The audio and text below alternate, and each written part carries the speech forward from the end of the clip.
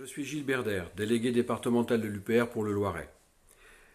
Adhérent de l'UPR, concernant l'affaire qui nous meurtrit, je vous ai informé, je vous ai lu et écouté, je vous ai répondu par écrit, je vous ai entendu. Le choc et les émotions s'apaisent. Il est temps pour moi de sortir du devoir de réserve que je m'étais donné, comme il sera temps pour vous de voter. Adhérent de l'UPR, à bien écouter, c'est à vos cœurs que je m'adresse. Tendez l'oreille pour entendre au-delà des mots les battements du mien. Monsieur le Président, avez-vous seulement idée de l'admiration que j'ai pu avoir pour vous? Enfin un homme politique intègre et vertueux au service de mon pays et de son peuple. Vous avez élevé ma conscience. Pouvez-vous seulement imaginer toute la profonde reconnaissance que j'ai pour vous à cet égard? Alors je vous ai mis sur un piédestal, au-dessus de tout, pour mieux vous voir, vous admirer, vous qui étiez si loin. Adhérent, puis délégué départemental, je me suis rapproché à pouvoir vous toucher, fier d'être à vos côtés, à soutenir vos idées devenues miennes. Je faisais partie de l'élan que vous aviez initié, ma fierté, mon combat. Et puis j'ai vu à me rapprocher que vous n'étiez pas seul, que vous étiez entouré d'hommes et de femmes à votre hauteur, qui n'étaient pas dans la lumière des projecteurs, mais dans votre ombre.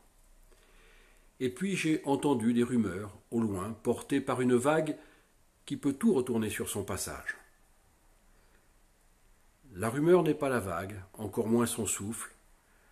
Alors j'ai posé mon regard sur vous, imperturbable. Vous ne pouviez pas en être à l'origine. Mais cette vague en cachait une autre, plus forte, tellement que plus personne ne pouvait l'endiguer. Elle est venue me frapper, de plein fouet. Je me refusais d'y croire, et pourtant, elle a déferlé à me faire perdre pied. Après un tel passage, elle laisse effleurer d'autres écueils. Ces écueils-là peuvent faire couler les plus beaux des équipages et navires glissant sur les gouffres amers.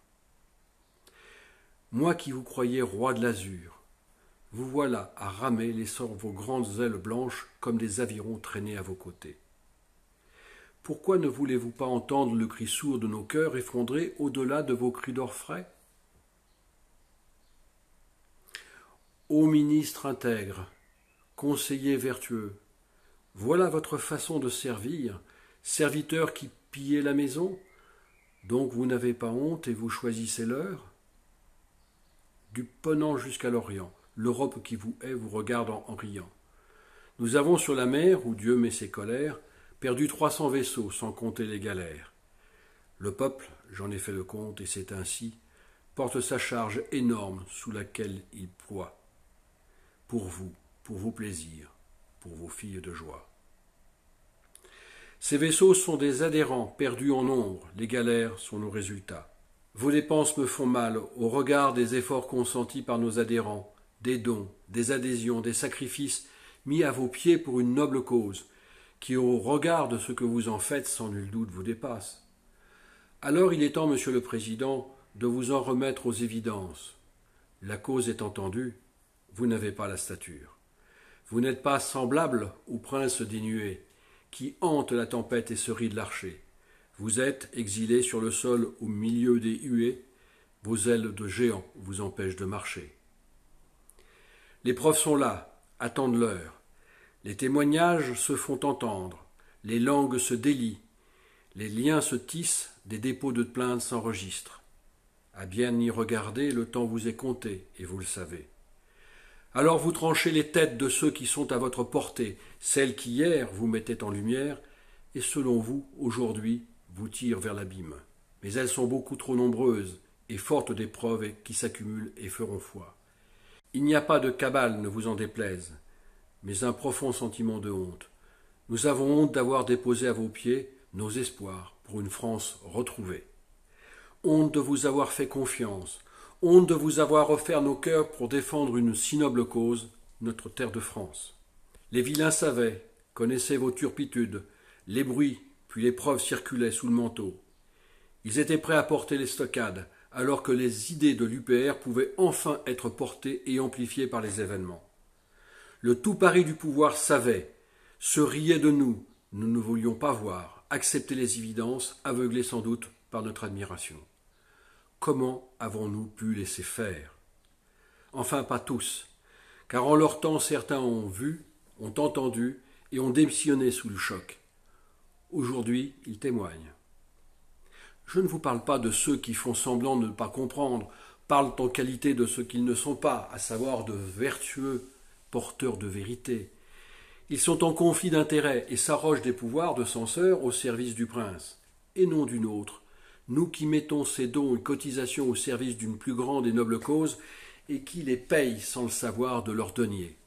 UPR TV appartient à tous les adhérents et ne devrait pas être une maison close à la seule disposition du prince et de celui qui en détient indûment les clés. Il serait temps d'en ouvrir les fenêtres sur de vrais champs de liberté. Vous voilà à nous appliquer l'omerta que vous reprochez aux médias depuis si longtemps. Vous n'êtes pas à une contradiction près. Après avoir sans pudeur dévoilé vos turpitudes que seuls vos affres peuvent à peine voiler, vous voilà tonitruant à vous afficher alors qu'il serait bon que vous fassiez silence. De celui qui se fait quand la conscience se doit de prendre le pas sur l'inconscience des pulsions, l'insouciance des conséquences.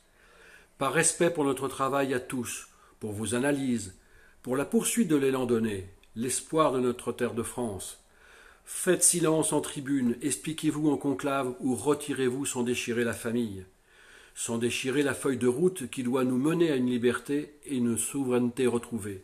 Il est à craindre que vous ne fassiez rien de tout cela, car au fond, pour vous, il semble que la cause soit entendue. Vous êtes l'innocence incarnée, qui aujourd'hui veut bien reconnaître, du bout des lèvres, sous Confucius, avoir quelque tort. Puisque vous aimez les paroles de ce grand sage, en voilà deux que je vous sers, et vous invite à méditer longuement et surtout très profondément.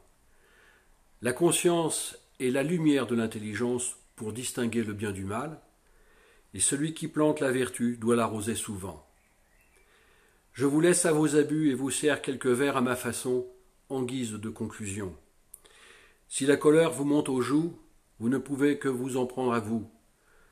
Vous ne serez pas la victime, après avoir été le bourreau, même à cacher votre âme dans le fourreau. Tant de travail et si peu de peine, si elle n'est pas la vôtre, elle est la mienne, elle est la nôtre.